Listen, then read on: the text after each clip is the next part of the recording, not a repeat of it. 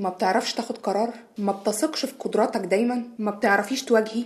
بتفكروا في نفسكم بشكل مش تمام؟ أحب أقول لكم للأسف كلنا بنتولد ب100% الثقة في النفس، وبتنقص مع الوقت، والعد التنازلي للأسف بيبدأ مع أول خطواتك.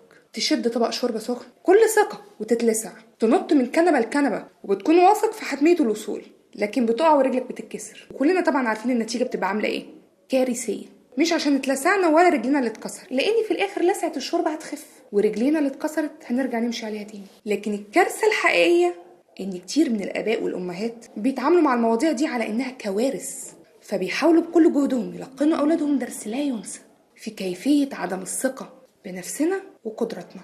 فمع كل مرة هتقرب من طبق شوربة سخن هيفكروك بألام الحرق، وكل مرة هتقف على كنبة هتتضرب من قبل ما تفكر تنط. بالطريقة دي أغلبنا بيتقص جناحاته بدري بدري وهو صغير.